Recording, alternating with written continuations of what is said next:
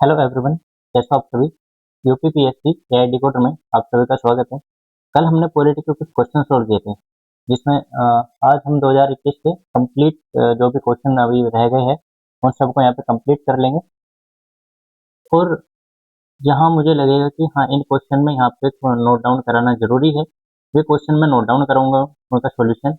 और जहाँ पे मुझे ये लगेगा कि यहाँ पे वर्बली बताना समझाना कि जरूरी है, वो वहाँ पे चीज़ें मैं आपको समझा दूंगा। ठीक है, जिससे टाइम भी बचेगा और क्वेश्चन जल्दी कवर भी हो जाएंगे। क्वेश्चन नंबर 15 हमने कल कर लिया था, 16 से हम स्टार्ट कर रहे हैं आज। ठीक है, तो क्वेश्चन नंबर 16, पंचायती राज पर निम्न समितियों पर विचार कीजिए तथा इन्हें काल क्रम अनुसार व्यवस्थित कीजिए। एक क्रोनोलॉजी पैटर्न पूछ रहा है इसमें। अशोक मेहता समिति, एल एम सिंघवी समिति, बी आर मेहता समिति और जे के वी राव समिति। अगर इसकी बात करें हम, तो बलवंत राय मेहता समिति ये कब आई थी, इसका ईयर देखिए अगर, ये 1957 के अंतर्गत आई थी, मतलब ईयर में आया था। अशोक मेहता समिति की बात करें, ये कब आई, ये 1977 में आया। एल एम सिंधवी समिति की बात करें, ये कब आया, ये 1986 के अंतर्गत आई। और जे की वे राव समिति ये कब आया, ये 1985 में आया। अब इसका ईयर देख लो, यहाँ पे इन दोनों को एलिमिनेट करेंगे क्योंकि 57 थर्ड में है, पहले ये भी यहाँ पे भी थर्ड है और यहाँ पे भी थर्ड है। इसके बाद क्या आता है 57 के, इसमें फर्स्ट अशोक मेहता समिति जो 77 में है, तो इसके साथ फर्स्ट कहाँ पे, ये यहाँ पे फर्स्ट है, तो इसका आंसर क्या होगा, इसका आंसर बी होगा। अब देखो, पंचायती राज में ये 4 समिति नहीं है, इनमें और समितियां भी हैं, 8 समिति है टोटल। उनका एक बार हम क्रोनोलॉजी पैटर्न देख लेते हैं, और जो सबसे इम्पोर्टेंट है कि किस समिति में कौन सी महत्वपूर्ण बातें की गई है उनको भी देख लेते हैं, क्योंकि लक्ष्मीकांत पे काफी बड़ी बड़ी चीजें उसमें दी गई है। 8 से 10 पॉइंट एक समिति के अंतर्गत अंदर दिया गया है, जिससे बहुत सारी कंफ्यूजन भी आ जाती है। तो मैंने क्या किया, उन चीज़ों को वहाँ पे शॉर्ट में, और जो इम्पोर्टेंट है एग्जाम के पॉइंट ऑफ व्यू से, वही चीज़ें यहाँ पे मैं आपको लिखवाऊंगा इसमें, ताकि चीज़ें आपको क्विक शॉर्ट नोट्स आपके हो जाए और क्विक रिवीजन आप आराम से कर लो। तो इसका पहले हम क्रोनोलॉजी पैटर्न देख लेते हैं। अगर इसके कर्म की बात करें, इसमें पहली समिति कौन सी है, बलवंत राय मेहता समिति। ये कब आई, ये 1957 में आया। दूसरी समिति की बात करें, वी टी कृष्ण कृष्णचारी समिति, ये कब आई, ये 1962 में आया। तीसरी समिति संथानम समिति, संथानम समिति, ये कब आई, ये 1963 में आया। अशोक मेहता समिति, अशोक मेहता समिति, ये कब आया, ये 1977 में आया। फिर जी के वी राव समिति, वी राव समिति, ये कब आया, ये 1985 में आई समिति। सिक्स समिति की बात करें, एल एम सिंघवी समिति, सिंघवी समिति, ये कब आई, ये 1988 के अंतर्गत आया। और सेवन खंगन समिति, ये कब आया, ये 1988 में आया। एट गाडगिल समिति, ये कब आई, ये भी 1988 में आया। ठीक है, ये आपका क्रोनोलॉजी पैटर्न हो गया, ये कौन कौन सी समिति किस किस ईयर में आई। अगर मैचिंग में आता है तो आप आराम से कर लोगे, ये 86 में है यहाँ पे। ठीक है, अब हम यहाँ पे कुछ जरूरी चीजें हैं वो देख लेते हैं कि किस किस समिति में कौन कौन सी बातें कही गई है। देखो, अगर हम बलवंत राय मेहता समिति की बात करें इसकी, तो यहाँ पे त्रिस्तरीय ढांचा दिया गया है। त्रिस्तरीय ढांचा की बात की गई है। इन्होंने त्रिस्तरीय ढांचा में क्या कहा कि ग्राम स्तर पर क्या होना चाहिए। ग्राम स्तर पर इन्होंने बोला ग्राम पंचायत होना चाहिए। ग्राम पंचायत की बात करी। और उन्होंने किस चीज की बात की, ब्लॉक स्तर पर। ब्लॉक स्तर पर, ब्लॉक स्तर में इसने पंचायत समिति की बात करी। पंचायत समिति ये होना चाहिए। और जिला स्तर पर जिला परिषद की बात करता है ये। जिला स्तर पर किसकी बात करता है, जिला परिषद। जिला परिषद, ये आपका हो गया यहाँ पे बलवंत राय समिति के अंतर्गत की बातें। इन्होंने कौन किस बात को दिया, इन्होंने बोला त्रिस्तरीय ढांचा।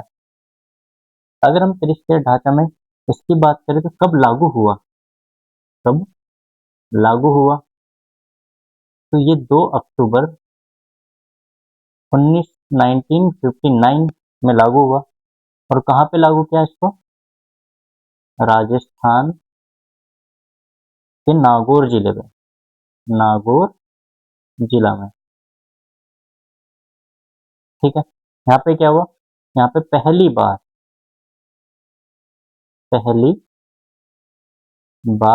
क्या किया गया, पंचायती राज की शुरुआत की गई।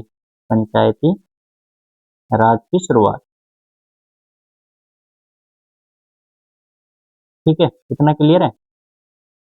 हम्म, तो ये है त्रिस्तरीय ढांचा बलवंत राय मेहता समिति की तरफ से। अब हम इसमें दूसरी समिति देख लेते हैं।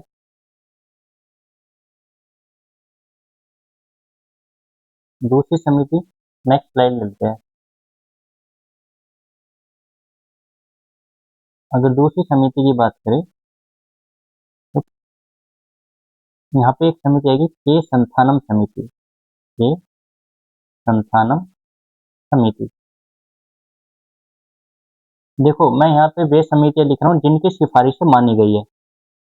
ठीक है, इनकी सिफारिशें मानी गई है इसलिए यहाँ पे है। इनमें क्या, इस समिति में क्या कहा गया, इस समिति में जो पंचायतों को टैक्स लगाने और राजस्व वसूलने का अधिकार दिया गया। तो हम यहाँ पे लिख सकते हैं टैक्स और राजस्व वसूलने का अधिकार, का अधिकार पंचायतों को दिया गया। पंचायतों को दिया गया। ठीक है, इतना क्लियर है। क्यों दिया गया, ताकि वे आत्मनिर्भर बन सके। तीसरा, यहाँ पे हम देख लेते हैं अशोक मेहता समिति।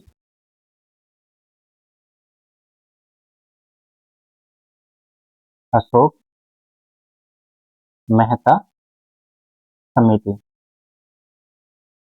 ज्यादा नहीं, जो इम्पोर्टेंट है सिर्फ वही बताऊंगा इनमें। यहाँ पे क्या किया गया, यहाँ पे पंचायती राज में राजनीतिक दलों की आधिकारिक रूप से भाग लेने की बात की गई है, या भाग लेने की अनुमति दी गई है। यहाँ पे हम लिख सकते हैं पंचायती राज में राजनीतिक दलों, राजनीतिक दलों को आधिकारिक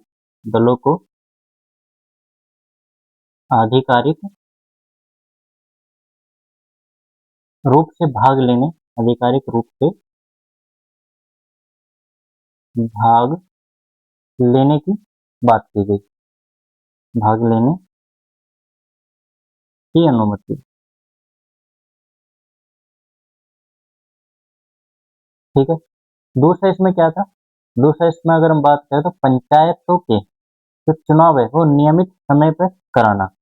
ये किसका काम होगा, मुख्य चुनाव अधिकारी इसकी व्यवस्था करेगा। क्या करेगा, पंचायतों के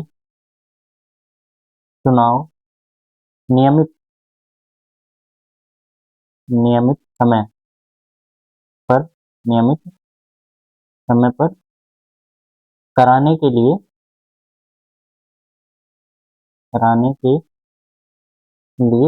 मुख्य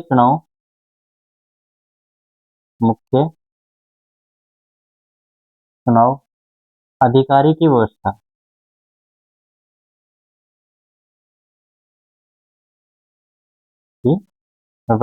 हो। ठीक है, इतना क्लियर है। जे के वी राव समिति की बात करें, ये थर्ड एक समिति ये है, और एक समिति, और मैं यहाँ पे लिख रहा हूँ जी के वी राव समिति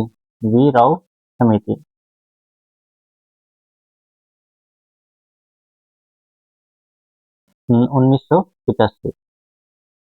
देखो, मैं चाहता था इसे वर्बली बता के निकल जाता, लेकिन प्रॉब्लम इसमें क्या थी कि वहाँ पे लक्ष्मीकांत के बच्चे पढ़ते पता नहीं चलता क्या चीज़ इंपॉर्टेंट है क्या चीज़ इंपॉर्टेंट नहीं है, इसलिए मैं इनको यहाँ पे लिखवाना जरूरी समझ रहा हूँ। जिला स्तर जिला स्तर को विकास योजना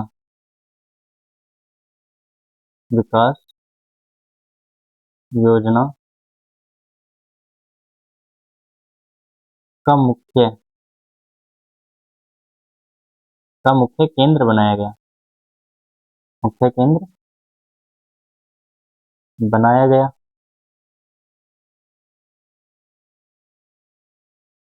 और नियमित चुनाव कराए जाए और नियमित चुनाव कराए जाए नियमित चुनाव कराए जाए।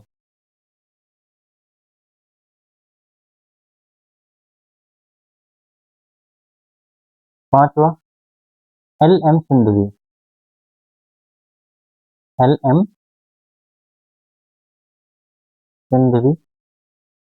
समिति,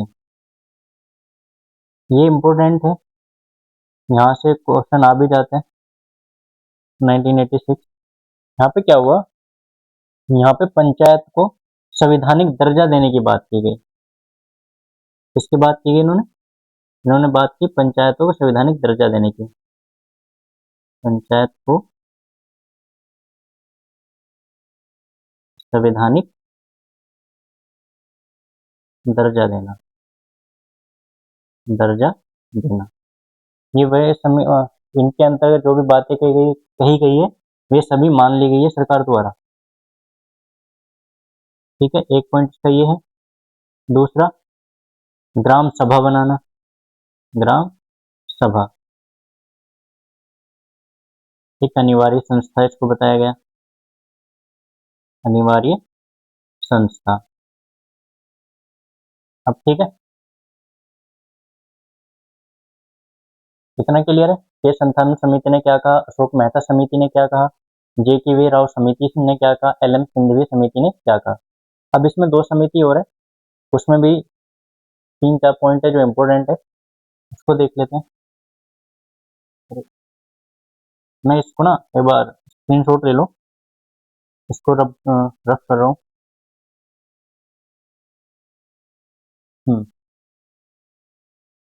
तो यहाँ पे एक समिति लिख देते हैं, संगठन समिति और गाडगिल समिति।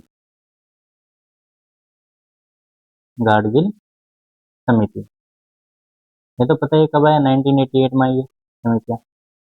तो इनकी कुछ बातें हैं वो देख लेते हैं। इन्होंने क्या बताया, इन्होंने कार्यकाल बताया, कार्यकाल हो कितने वर्ष का, 5 वर्ष का, ये बात कही। और अगर कार्यकाल 5 वर्ष का है, 5 वर्ष के दौरान अगर पहले ही पंचायत भंग हो जाती है तो 6 महीने के भीतर चुनाव कराना अनिवार्य है। अगर 5 वर्ष पूर्व ही पंचायत भंग हो जाती है, भंग हो जाती है तो 6 माह के भीतर ही के भीतर ही चुनाव कराना अनिवार्य है। चुनाव करवाना अनिवार्य है। इतना क्लियर है? अब इन्होंने जो सेकंड बात कही है वो क्या कही है? सेकंड बात इन्होंने आरक्षण की कही है। आरक्षण जिसमें SC, ST और महिला वर्ग और महिलाएं, कितने आरक्षण की बात की है? 1/3 या 33%, इसकी बात की है। फिर उन्होंने और क्या बोला है? निष्पक्ष चुनाव की बात करता है ये, निष्पक्ष चुनाव की बात करते हैं। और ये चुनाव कौन कराएगा? राज्य निर्वाचन या वो सॉरी राज्य चुनाव आयोग, राज्य चुनाव आयोग कराएगा। और क्या बात बोली इन्होंने? और इन्होंने क्या किसकी बात की? वित्त वित्त आयोग की बात की है। किसकी? वित्त आयोग, जिसका हर 5 साल में गठन होगा, 5 साल में। और कौन कराएगा? राज्य वित्त आयोग, राज्य वित्त आयोग। ठीक है, इस क्वेश्चन में यही था जो इम्पोर्टेंट है। ठीक है, इसको अच्छे से पढ़ लेना क्योंकि यहाँ से क्वेश्चन आ जाते हैं। पंचायती राज उनका फेवरेट टॉपिक है यूपीपीएससी का। यहाँ से आप देख रहे होगे जब से सीरीज स्टार्ट किया 18, 19, 30 और 21 क्वेश्चन पूछे जा रहे हैं पंचायती राज से।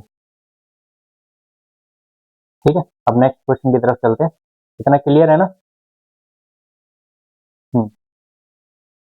ठीक है, क्वेश्चन नंबर 17 की बात करते हैं। नीचे 2 कथन दिए गए हैं जिनमें से एक कथन ए और कारण आर। कथन की बात करें, वित्त आयोग के अध्यक्ष व सदस्यों की योग्यताओं का निर्धारण भारत का राष्ट्रपति करेगा या राष्ट्रपति करता है। ठीक है, कारण वो बोला अध्यक्ष व सदस्यों की नियुक्ति भारत के राष्ट्रपति द्वारा होती है। तो यहाँ पे किसकी बात कर रहे हैं? नियुक्ति की। तो इस क्वेश्चन में हमें करना क्या है, देखना क्या है कि कौन सा स्टेटमेंट सही है और कौन सा स्टेटमेंट सही नहीं। पहली बात तो ये कि वित्त आयोग के जो अध्यक्ष है और जो सदस्य है इनकी योग्यताओं का निर्धारण कौन करता है? राष्ट्रपति नहीं करता। कौन करता है? संसद करती है, पहली बात।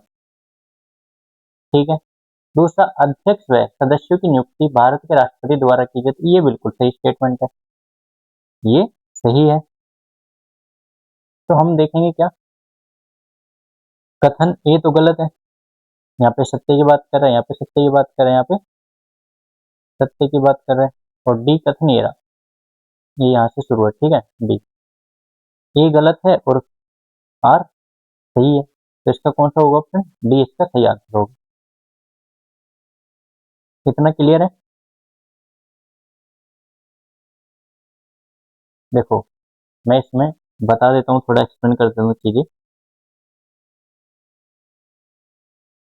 जो यहाँ पे वित्त आयोग है, इस वित्त आयोग में एक आर्टिकल आता है।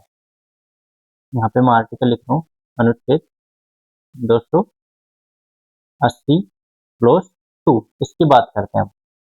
इसमें क्या कहा गया है कि इसके अंतर्गत वित्त आयोग के अध्यक्ष और सदस्यों की जो योग्यता है और उन्हें जो चुनने का तरीका चुनने का जो तरीका है, उस तरीके का किसके पास राइट है? वो अधिकार किसके पास है? वो अधिकार संसद के पास है, राष्ट्रपति के पास नहीं है। पहली स्टेटमेंट ये थी। लेकिन जो संसद है संसद ने क्या किया, संसद ने वित्त आयोग अधिनियम 1951, यहाँ पे लिख रहा हूं मैं, एक संसद ने वित्त आयोग, वित्त आयोग अधिनियम, अधिनियम 1951 बनाया, जिसके अंतर्गत क्या कहा गया, योग्यताएं दी गई। इसके अंतर्गत क्या है, योग्यताएं।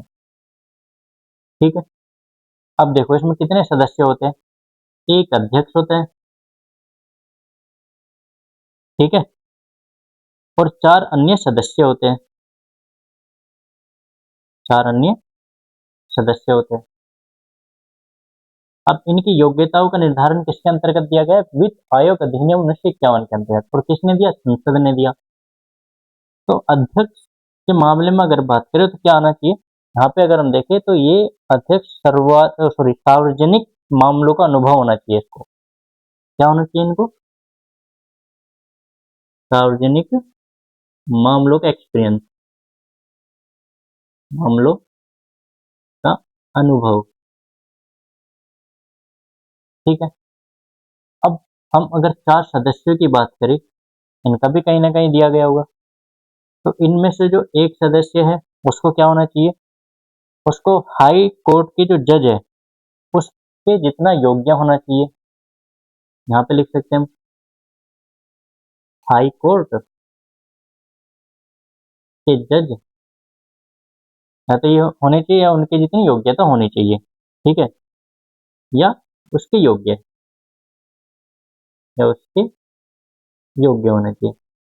दूसरा सदस्य की बात करें तो सरकारी खाते और वित्त का उसे ज्ञान होना चाहिए,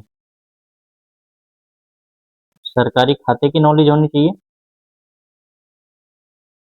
और फाइनेंस की नॉलेज होनी चाहिए, वित्त का ज्ञान ये होना चाहिए इनको।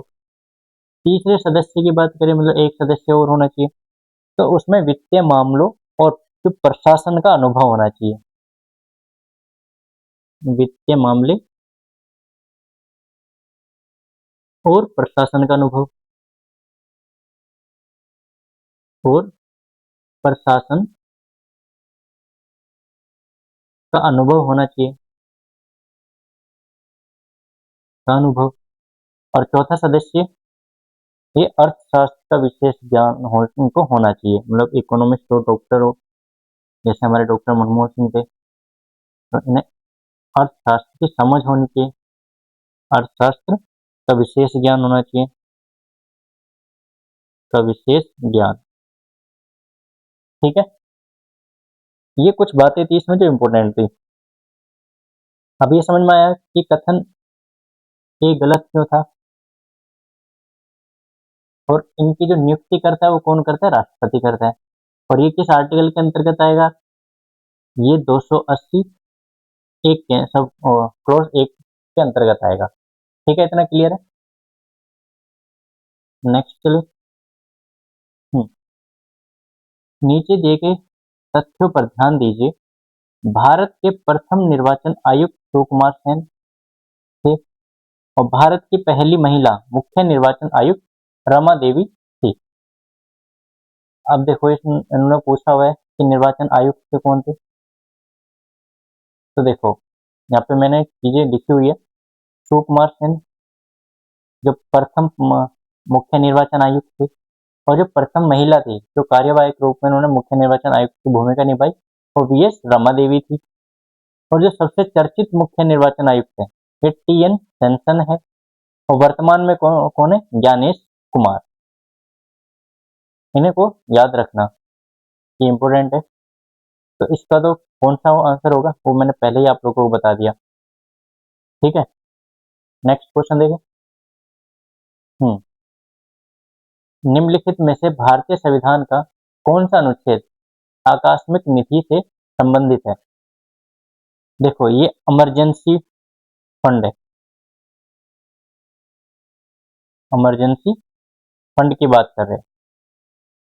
जब कोई आपातकाल स्थिति आती है तब हम ये यहाँ से पैसा निकालते हैं। तो ये किस आर्टिकल के अंतर्गत आता है?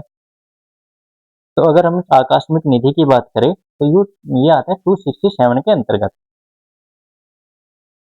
इसके अंतर्गत आता है।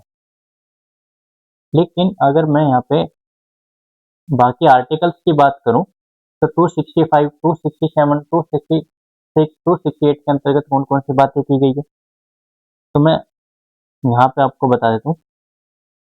अनुच्छेद 265 इसमें आता है कानून के बिना, कानून के बिना टैक्स नहीं। ठीक है, अब ये क्या कहता है कि कानून के बिना टैक्स नहीं है, इसका क्या मतलब है? देखो, सरकार अपनी मर्जी से जनता पर कोई नया टैक्स नहीं लगा सकती और ना ही वसूल सकती है। क्यों? क्योंकि जब तक संसद या विधानसभा इसके लिए कोई कानून पास न करे, जब तक कानून पास नहीं होगा तब तक कोई नया सरकार अपनी मर्जी से कानून नहीं ला सकती और टैक्स नहीं ला सकती है। ठीक है, इसमें क्लियर है। अगर हम दूसरे आर्टिकल की बात करें, अनुच्छेद 266 की बात करें तो इसमें क्या कहा है? इसके अंतर्गत आता है भारत की संचित निधि, भारत की संचित निधि ये आता है। अब इसका क्या मतलब है? देखो, ये क्या है संचित निधि? ये सरकार का मुख्य बैंक है। ठीक है, जिसमें सरकार की जो होने वाली इनकम है ना, जैसे income tax, GST, custom duty का जो और लिया वो कर जो सब किस में आता है? संचित निधि निधि में आता है। और इसी खाते में क्या होता है? जमा हो जाता है। और देश के जो सारे नियमित खर्चे होते हैं, इंफ्रास्ट्रक्चर से रिलेटेड खर्चा हो गया, योजनाओं से रिलेटेड खर्चा हो गया, सरकारी कर्मचारियों की सैलरी देने वाला खर्चा हो गया, वे क्या होता है? इसी से दिए जाते हैं। ठीक है, संचित निधि से। कितना क्लियर हुआ? अगर हम आर्टिकल 267 की बात करें तो इसमें क्या आता है? इसमें आता है आकस्मिक निधि, आकस्मिकता निधि, जो हमारे क्वेश्चन भी पूछा है, जिसमें इसको क्या बताया मैंने? इमरजेंसी फंड बताया। या इसको देखो, कोई भी बच्चा होता है अपने पैसे सेव रखने के लिए गुल्लक रखता है अपने पास, उसमें पैसे जोड़ता रहता है, जोड़ता रहता है। जब उसको कहीं घूमने जाना हो या कहीं पे भी जाना हो तो तब उसका यूज करता है। कुछ लेना हो, कुछ बच्चों का ड्रीम होता है कि यार मैं 10th के बाद साइकिल लूंगा या बाइक लूंगा, तो पैसे जोड़ना शुरू कर देता है। स्कूटी लेनी है तब पैसे जोड़ना शुरू करता है।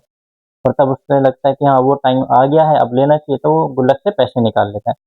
ऐसे ही यहाँ पे सरकारी का जिसमें गवर्नमेंट होती है, गवर्नमेंट की गुल्लक की तरह ही होती है, जहाँ पे वो पैसा रखते हैं।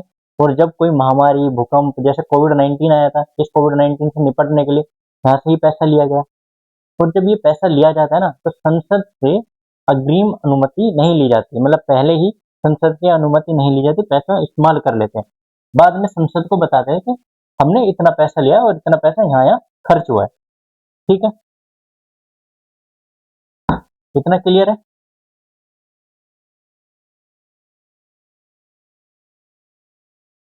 अब अगर हम आर्टिकल 268 की बात करें, इसके अंतर्गत क्या आता है?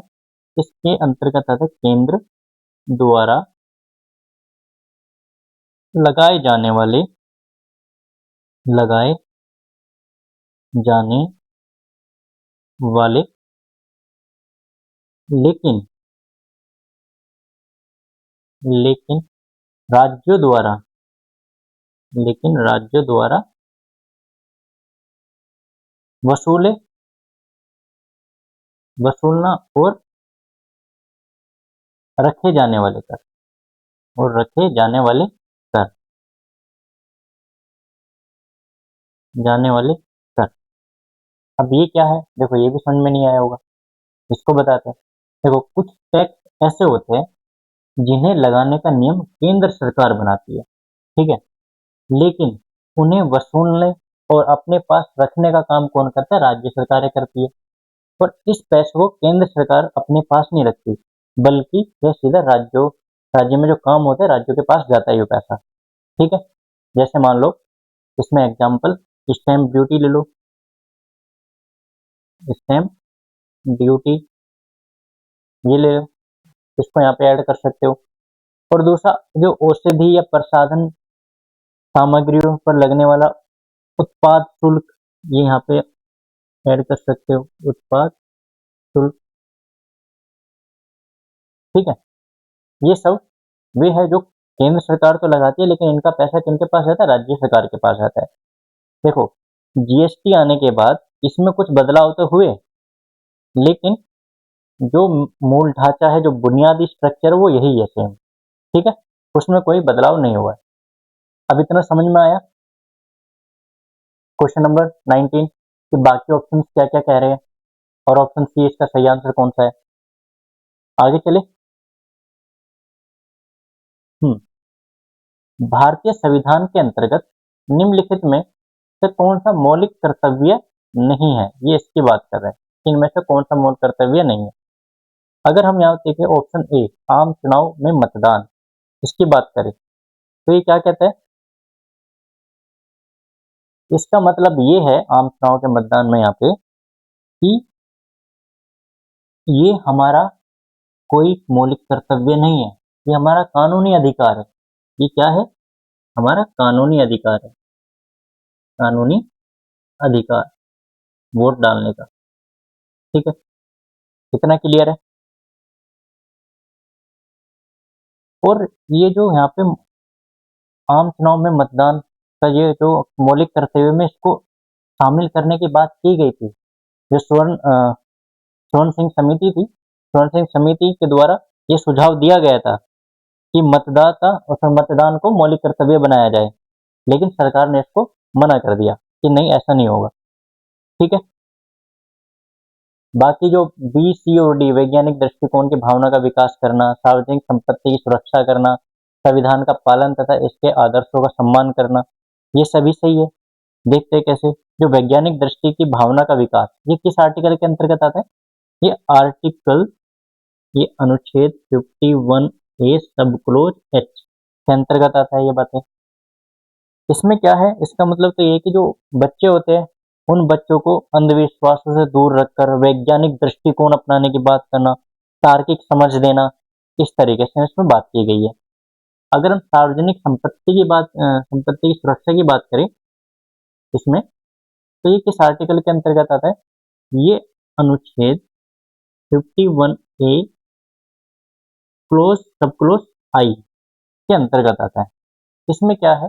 इसमें जैसे स्कूल, बस, पार्क जैसी जो सरकारी चीजों का नुकसान ना हो या नुकसान ना पहुंचाना, हर नागरिक हर तरह लोगों, मतलब हर नागरिकों का क्या होगा? अपना कर्तव्य होगा, सरकारी संसाधनों को नुकसान ना पहुंचाना।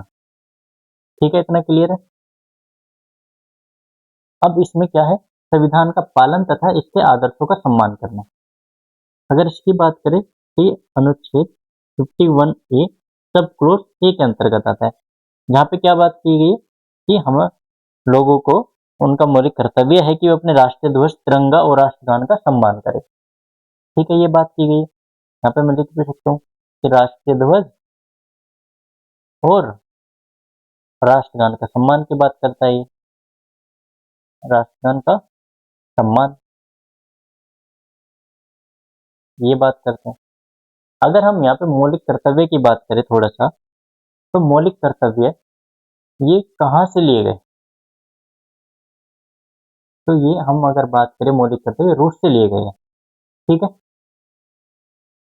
और स्वर्ण सिंह समिति द्वारा इनको लेके आया गया।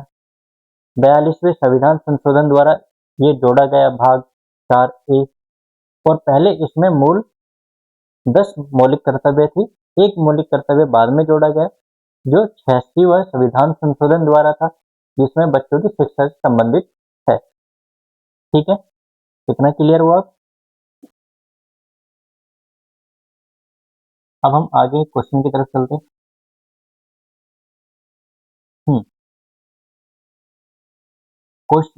कौन से संविधान संशोधन अधिनियम द्वारा मतदान की आयु को 21 वर्ष से घटाकर 18 वर्ष किया गया? क्वेश्चन है ये। अगर यहाँ पे हम बात करें कि किस संशोधन द्वारा हुआ, तो अगर हम ये बात करें तो इसका सही आंसर होगा 66वां संविधान संशोधन। ठीक है,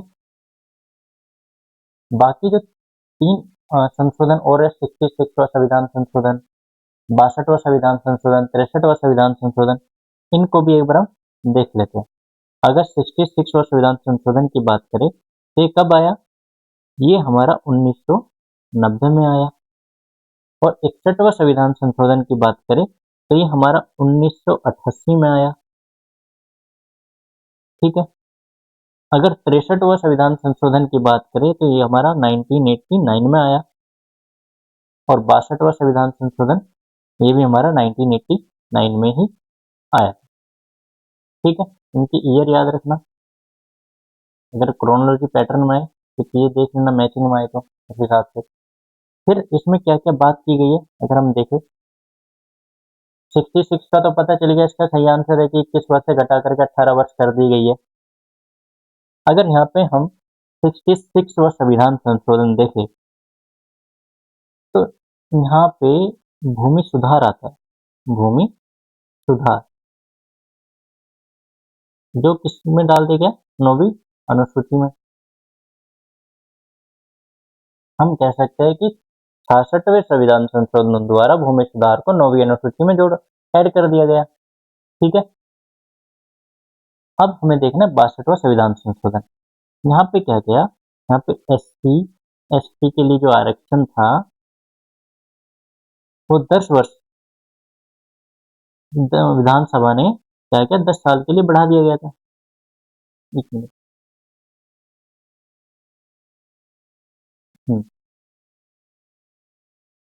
एससी एसटी का जो आरक्षण था वो 10 साल के लिए बढ़ाया गया था। एससी एसटी आरक्षण 10 साल के लिए बढ़ाया गया, 10 साल के लिए बढ़ाया गया था, बढ़ाया गया। ये पहले 2000 तक था और अब इसको 2030 तक भी कर दिया गया है। ठीक है, इसको बढ़ा दिया जाता है। तो ये 62वें संविधान संशोधन की बात की है। अब हम करते हैं 63वें संविधान संशोधन की बात। देखो यहाँ पे क्या था, पंजाब में जब आपातकाल के जो कड़े नियम थे ना उनको हटाया गया था। आप इसको इतना समझ लो कि पंजाब में आपातकाल आपातकाल के कड़े नियमों को हटाया गया, कड़े नियमों को हटाया गया, को हटाया गया इस संशोधन द्वारा। अब देखो ये चारों संशोधन आप लोगों को क्लियर हो गए, इसमें क्या बात कही गई है और इसका सही आंसर कौन सा है वो भी आप लोगों को पता चल गया। ठीक है, अब आगे बढ़े।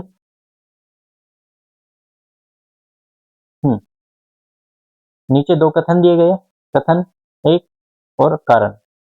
कथन की बात करें, भारत में मंत्री परिषद सामूहिक रूप से लोकसभा तथा राज्यसभा दोनों के प्रति उत्तरदायी होती है। ध्यान रखना, लोकसभा और राज्यसभा दोनों की बात करता है।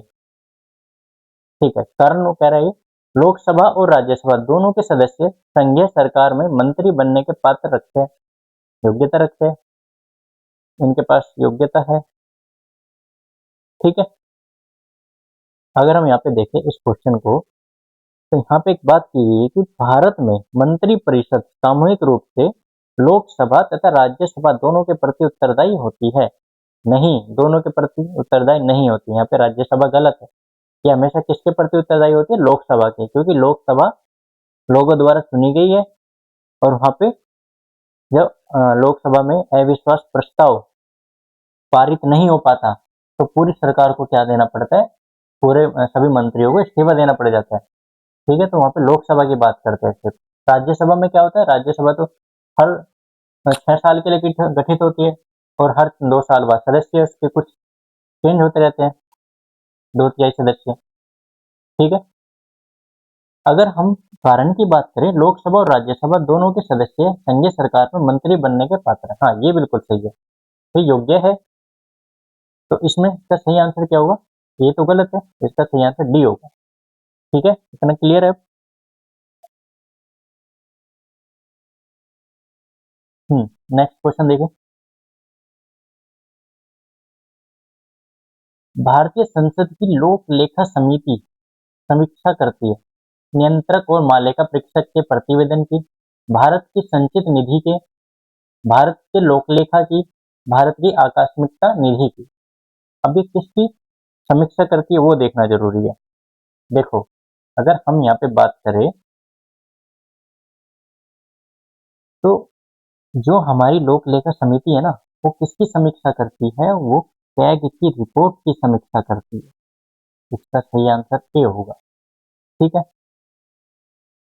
अब देखो, कैग का काम क्या होता है? कैग का जो काम होता है वो ये है कि जो देश का पैसा, जो देश का पैसा है, उसका पैसे का क्या करना, हिसाब किताब अपने पास रखना। उसमें हिसाब किताब में बताती है कि सरकार ने सरकार के खर्चों का विवरण बताती है कि कहाँ का सरकार ने पैसा खर्च किया है, वो बताती है। और वो सारी रिपोर्ट और कितना पैसा लिया है, ये सारी चीजें रिपोर्ट को तैयार करके वो किसके पास भेजती है? वो राष्ट्रपति को सौंप देती है। ठीक है। और जब राष्ट्रपति के पास जाती है, राष्ट्रपति क्या करता है? उस रिपोर्ट को संसद के पटल पे रखता है, संसद के समक्ष रखता है। फिर जब उस रिपोर्ट को संसद के समक्ष रखा जाता है, तो फिर काम आता है लोक लेखा समिति का। अब लोक लेखा समिति क्या करती है? लोक लेखा समिति संसद की ओर से कैग की जो बनाई हुई रिपोर्ट है, उस रिपोर्ट की बारीकी से जांच करती है। ठीक है। जब उसकी बारीकी से जांच करेगी तो वो देखेगी सरकार ने बजट का पैसा कहाँ कहाँ लगाया, सही जगह लगाया या नहीं लगाया, ईमानदारी से लगाया या नहीं लगाया, ये सारी चीजें उसमें देखेगी। ठीक है। इसलिए कैग को लोक लेखा समिति का क्या कह सकते हैं? मित्र भी कह सकते हैं, दार्शनिक भी कह सकते हैं, मार्गदर्शक भी कहा जाता है। ये सब हम इसको बोल सकते हैं। अब समझ में आया कि कैग और लोक लेखा समिति में क्या संबंध है? जो कैग रिपोर्ट तैयार करता है, जो इसकी रिपोर्ट होती है, इस रिपोर्ट की जांच कौन करता है? ये लोक लेखा समिति करती है। ठीक है, इतना क्लियर है? संचित निधि और आकस्मिक निधि ये मैं आप लोगों को बता चुका हूँ। ठीक है। एक बार हम थोड़ा और चीजें देख लेते हैं। यहाँ पे जो लोक लेखा समिति है, लोक लेखा समिति, लेखा समिति, इसकी बात करें तो इसमें कितने सदस्य होते हैं? इसमें 22 सदस्य होते हैं। ठीक है। इन 22 सदस्य में से लोकसभा के कितने सदस्य होते हैं और राज्यसभा के कितने सदस्य होते हैं?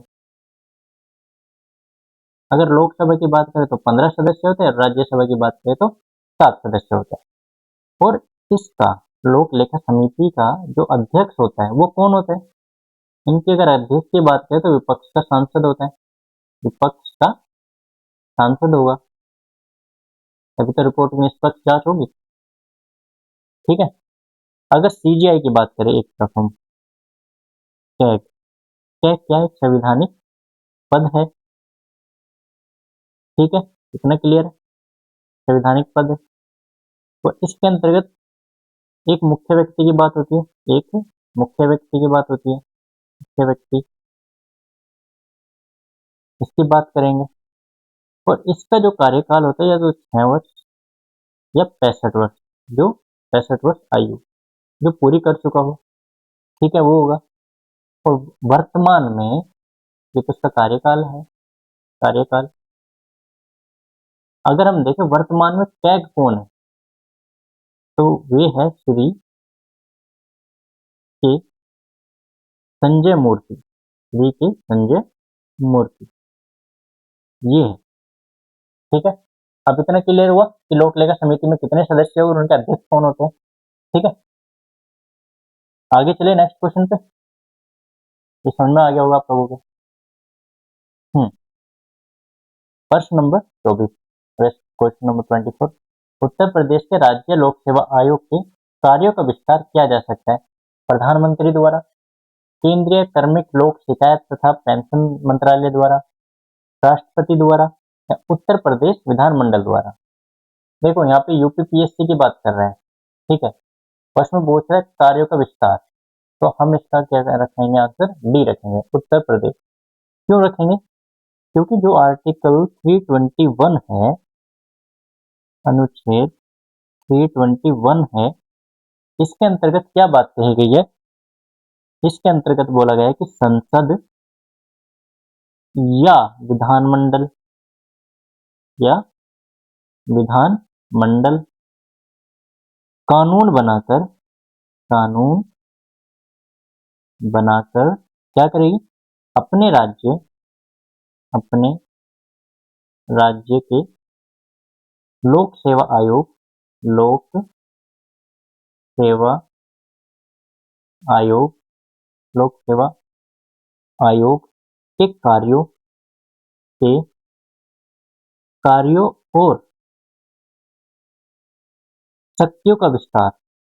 और शक्तियों का विस्तार कर सकता है। अब देखो ये क्लियर हुआ।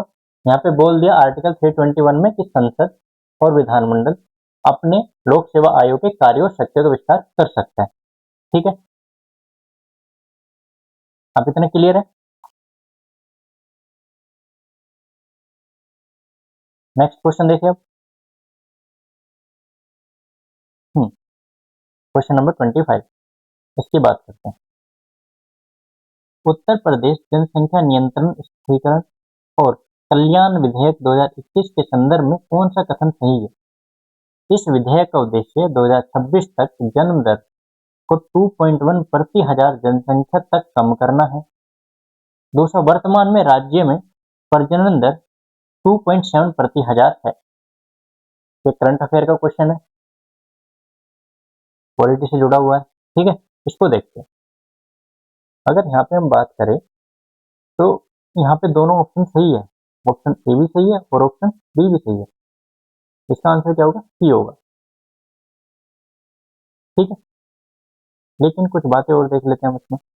जो उत्तर प्रदेश राज्य विधि आयोग है उसके द्वारा ये तैयार किया गया है कि उत्तर प्रदेश जनसंख्या नियंत्रण, स्थिरीकरण और कल्याण विधेयक जो है उसमें बताया गया है कि हम अपना उद्देश्य 2026 तक 2.1 प्रति हजार संख्या तक कम करना है। ये इन्होंने क्या लक्ष्य रखा 2026 तक का, और इन्होंने साथ में बताया भी कि हम 2030 तक इस लक्ष्य को 1.9 तक करेंगे, हासिल कर लेंगे। ये इनका टारगेट है। दूसरा क्या है, इन्होंने जो प्रजनन दर बताया है 2.7, ये भी बिल्कुल सही है। ठीक है, और इन्होंने इसमें जो मुख्य बातें हैं वो ये है, मुख्य बातें इन्होंने बोला है कि दो बच्चों की नीति, इसको अपनाने की इन्होंने बात की है। ठीक है, जिससे जनसंख्या पे कंट्रोल हो सके। और वहां पे इन्होंने कुछ प्रोत्साहन, ये सारी चीजें कि जिनके दो बच्चे होंगे उन्हें सरकारी नौकरियों में छूट मिलेगी, या जो हम टैक्स पे करते हैं उसमें छूट मिलेगी, लेकिन जिनके दो बच्चों से ज्यादा होगा उनको छूट नहीं मिलेगी। ये सारी चीजें उन्होंने बात बताई हुई है। ठीक है, तो इसका आंसर ये होगा। अब ये ध्यान रखना है यहाँ पे, कौन सा 2030 वाला, इनका क्या लक्ष्य है? 2.4 सॉरी 1.9 इनका ही लक्ष्य है। ठीक है, अब क्लियर है, आगे चले।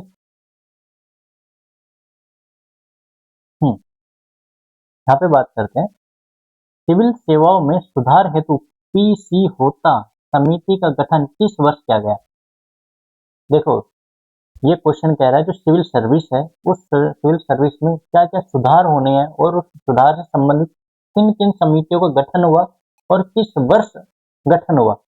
उनमें से ये एक समिति दी गई है, पीसी होता समिति, और ये आया था हमारा 2004 में, इसका जो सही आंसर है।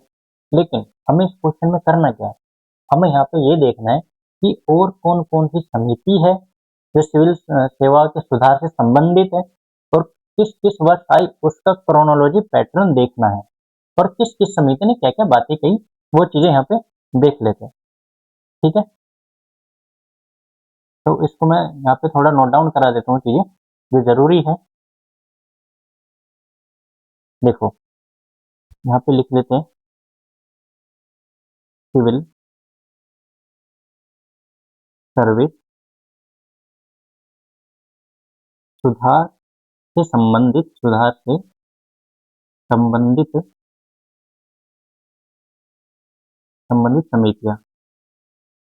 समितियों का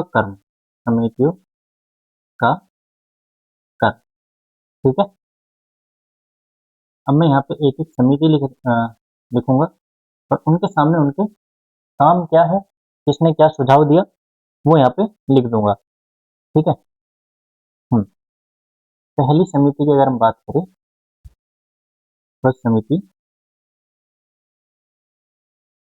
गोरवाला समिति है। गोरवाला समिति या गोरवाला रिपोर्ट इसको बोल सकते हैं। ये कब आया? ये 1951 के अंतर्गत है। और इन्होंने क्या बात कही अपनी, अभी मैं एक ही कलर का पेन यूज कर रहा हूँ, बाद में दूसरे कलर से सारी चीज लिख लूंगा। फर्स्ट एआरसी रिपोर्ट कब आया? ये 1966 के अंतर्गत आया। और उन्होंने क्या सुझाव दिए, उनकी भी बात करेंगे हम इसमें। थर्ड है इसके अंतर्गत कोठारी समिति। ये मैंने बताया था शिक्षा से संबंधित थी। ये कब है? 1976 के अंतर्गत आया। फोर्थ की बात करें, सतीश चंद्र समिति सतीश चंद्र समिति 1989, इसकी बात करें। ठीक है। नेक्स्ट स्लाइड लेता हूँ। फोर्थ हो गया ना। फिफ्थ वाई के अलग समिति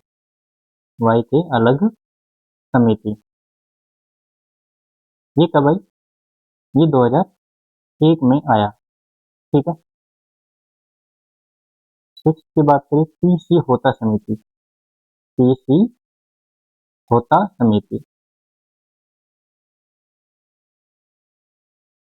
ये कब आया? ये 2004 में आई। अब इसका ऑप्शन का आपको पता चल गया कि ऑप्शन सही क्यों था वो। फिर सेकंड एआरसी ये कब आया? 2005 में आया। और एट्थ की बात करें तो बासवान समिति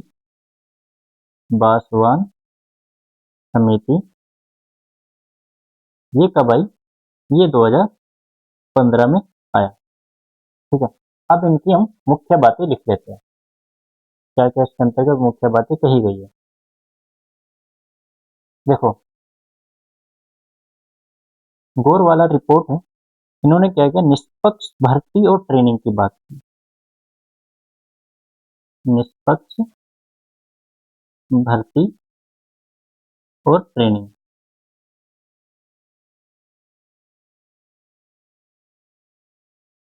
की बात की। फर्स्ट एआरसी रिपोर्ट ने प्रशासनिक सुधार की बात की, प्रशासनिक ढांचे सुधार की बात की, ढांचा सुधार की बात की इन्होंने। कोठारी समिति ने 3 चरणों की परीक्षा की बात की, 3 चरणों वाली परीक्षा। ये तो आप लोगों को पता ही होगा कौन कौन से 3 चरण। पहला प्रीलिम्स की बात की इन्होंने, दूसरा मेंस की बात की इन्होंने, और तीसरा इंटरव्यू की बात की इन्होंने। ठीक है। फिर आते सतीश चंद्र समिति, इन्होंने क्या बोला, इनका संबंध कैसे, इन्होंने निबंध की बात की। निबंध पेपर की शुरुआत इन्होंने की, पेपर की शुरुआत। कितना क्लियर है? इन्होंने कौन कौन सी बातें की। वाई के अलग समिति ने प्रीलिम्स परीक्षा की समीक्षा की, प्रीलिम्स समीक्षा की, जो प्रीलिम्स परीक्षा है इसकी समीक्षा की बात की, समीक्षा की। ठीक है। पीसी होता समिति ने क्या किया, इन्होंने आयु की बात की, एज, आयु सीमा। ठीक है। सेकंड एआरसी रिपोर्ट ने पारदर्शिता की बात की है, पारदर्शी शासन। और ई गवर्नेंस की बात करता है, और ई गवर्नेंस की बात करता है। ठीक है। बासवान समिति, इन्होंने क्या किया कि परीक्षा पैटर्न और प्रयासों की समीक्षा की है इन्होंने। परीक्षा पैटर्न और जो अटेम्प्ट है उनकी समीक्षा की है, प्रयासों की समीक्षा।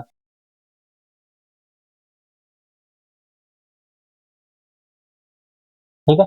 अब ये चीजें क्लियर हो गई कि सिविल सर्विस सुधार से संबंधित कौन कौन सी समितियां हैं, उनका क्रोनोलॉजी पैटर्न हो गया, और किसने क्या बात कही है, इंपॉर्टेंट बात है, तो हमने यहाँ पे नोट डाउन कर लिया। ठीक है। अब नेक्स्ट क्वेश्चन की तरफ चले। भारत में आपदा प्रबंधन के लिए राष्ट्रीय आपदा प्रबंधन डिवीजन गृह मंत्रालय में एक नोडल डिवीजन है। राष्ट्रीय आपदा प्रबंधन प्राधिकरण का पदेन अध्यक्ष कौन है? ये मैंने आपको कल भी बताया था कि डिजास्टर मैनेजमेंट के जो अध्यक्ष होते हैं वो प्रधानमंत्री होते हैं। ठीक है। और ये आपदा प्रबंधन है, ये किसके अंतर कौन सा अधिनियम है यहाँ पे? आपदा प्रबंधन अधिनियम 2005 2005 के तहत ये बातें की गई है। देखो इसमें एक चीज और है, जो प्रशासनिक कार्यों के लिए, ध्यान से सुनना, प्रशासनिक कार्यों के लिए ये गृह मंत्रालयों के तहत काम करता है, लेकिन इसके अध्यक्ष कौन होते हैं? इसके अध्यक्ष प्रधानमंत्री होते हैं। काम किसके अंतर्गत करेगा? गृह मंत्रालय के प्रशासनिक कार्य। ठीक है, गृह मंत्रालय के अंतर्गत आएंगे और उनके अध्यक्ष कौन होंगे? प्रधानमंत्री होंगे। अब क्लियर है? ठीक है, नेक्स्ट करते हैं क्वेश्चन। निम्न में से कौन सा श्रम संबंधित अधिनियमों को मजदूरी संहिता 2019 में सम्मिलित किया गया है? अगर यहाँ पे बात करें, न्यूनतम मजदूरी अधिनियम, बोनस भुगतान अधिनियम, संविदा श्रम अधिनियम, समान पारिश्रमिक अधिनियम, तो यहाँ पे ना मजदूरी संहिता 2019 में 4 अधिनियमों की बात करता है। ठीक है। पहला है न्यूनतम मजदूरी अधिनियम, ये कब आया? ये 1948 की बात करते हैं। ठीक है, ये इसकी ईयर है। बोनस भुगतान अधिनियम की बात करता है, ये 1965 में आया था। समान पारिश्रमिक अधिनियम, ये 1976 में आया था। ठीक है। अब देखो यहाँ पे 3 तो ऑप्शन सही है, 1, 2 और 4, तो इसका आंसर क्या होगा? केवल सी होगा। लेकिन मैंने यहाँ पे किन की बात की? 4 की बात की है, बट यहाँ पे 3 दिए गए हैं। चौथा मैं यहाँ पे एक बार गिवन कर देता हूँ, मजदूरी भुगतान अधिनियम, मजदूरी भुगतान अधिनियम, चौथा ये है। और ये कब आया था? 1936 में आया था। ठीक है, अब क्लियर है? 4 कौन कौन से मजदूरी संहिता 2019 में? श्रम संबंधित अधिनियम, न्यूनतम मजदूरी अधिनियम, बोनस भुगतान अधिनियम, समान पारिश्रमिक अधिनियम और मजदूरी भुगतान अधिनियम, ये 4 है। ठीक है। अब हम बात करते हैं संविदा श्रम अधिनियम। देखो ये मजदूरी संहिता 2019 के अंतर्गत तो नहीं आता। क्यों नहीं आता? क्योंकि यहाँ पे क्या है, ये ठेकों पर काम करने वाला संविदा श्रम अधिनियम है। ठीक है, तो इसको सरकार ने अलग संदर्भित किया है, अलग इसको देखा गया है। तो वो कहाँ पे है? तो व्यावसायिक सुरक्षा, व्यावसायिक सुरक्षा, स्वास्थ्य, व्यावसायिक सुरक्षा, स्वास्थ्य और कार्यदशा, कार्यदशा संहिता। अब ये किसके अंतर्गत आएगा? ये 2020 के अंतर्गत आएगा, 2020। ठीक है, अब क्लियर है कि संविदा श्रम अधिनियम कहाँ पे आता है? व्यावसायिक सुरक्षा के अंतर्गत आएगा, और ये बाकी जो 4 मैंने लिखवाए ये मजदूरी संहिता 2019 के अंतर्गत आएंगे। अब ठीक है, इसका सही ऑप्शन कौन सा है? केवल सी। ठीक है, नेक्स्ट चलिए। निम्नलिखित में से कौन सा संविधान संशोधन अधिनियम जीएसटी नियमों के क्रियान्वयन के लिए आवश्यक प्रावधान करता है? अब ये पूछ रहा है कि जीएसटी किस संविधान संशोधन द्वारा लेके आए गए। तो जीएसटी तो 101वें संविधान संशोधन के आधार पर आया गया है। ठीक है, अब कुछ बातें हैं जो इसमें हम देख लेते हैं। देखो, जीएसटी तो हम 101वें संविधान संशोधन द्वारा 2016 में लेकर आए। ठीक है, और लागू कब हुआ? जीएसटी लागू की बात करें तो 1 जुलाई 2017 में लागू हुआ। ठीक है, और जीएसटी क्या है? अप्रत्यक्ष कर है, अप्रत्यक्ष कर। उसका काम क्या था? उसका जो एक थीम थी वो ये था कि एक देश एक कर की बात करता था। ठीक है, यहाँ पे जीएसटी किसकी बात करता था? एक देश एक कर की बात करता है। ठीक है, इतना क्लियर है। अगर हम 102वां संविधान संशोधन अधिनियम की बात करें तो ये कब आया? ये 2018 में आया। और इसमें क्या किया गया? इसमें जो राष्ट्रीय पिछड़ा आयोग है, कौन सा? राष्ट्रीय पिछड़ा आयोग, पिछड़ा आयोग, इसको क्या किया गया? संवैधानिक दर्जा दिया गया, संवैधानिक दर्जा दिया गया 102 संविधान संशोधन द्वारा। ठीक है, 103वां संविधान संशोधन अधिनियम द्वारा। ये कब आया? ये 2019 में आया। इसको 2019 में लाने के बाद इसमें क्या किया? ईडब्ल्यूएस, जो आर्थिक रूप से पिछड़े वर्ग, जो आर्थिक रूप से लोग पिछड़े हैं, उनको 10% का आरक्षण देना नौकरियों और शिक्षा में। ठीक है, इसकी व्यवस्था करता है। और 104वां संविधान संशोधन अधिनियम ये क्या करता है? ये 2020 में आया और इसने एससी एसटी एससी एसटी के आरक्षण को, जो 2000 वहां पे 10 साल के लिए बढ़ाया गया था, इसको फिर से 2030 तक बढ़ा दिया गया। ठीक है, और इसमें क्या किया गया? इस अधिनियम द्वारा एंग्लो इंडियन थे, जिनकी जो सीट लोकसभा में 2 थी और राज्य विधानसभा में 1 थी, इसको समाप्त कर दिया गया। अब देखो एंग्लो इंडियन है क्या?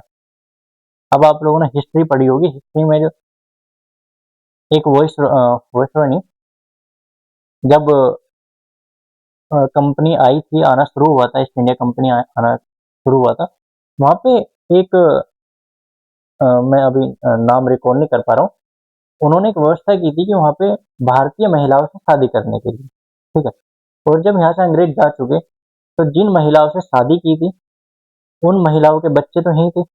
अब इसी को क्या क्या कहा गया? एंग्लो इंडियन कहा गया। ठीक है, जहाँ पे पति अंग्रेज थे, पत्नी भारतीय थी, उनके बच्चों को। ठीक है, जिसका लोकसभा में 2 सीटों का प्रावधान था और विधानसभा में 1 सीट का प्रावधान था। अब इतना क्लियर हुआ? इसको क्या किया है? समाप्त कर दिया।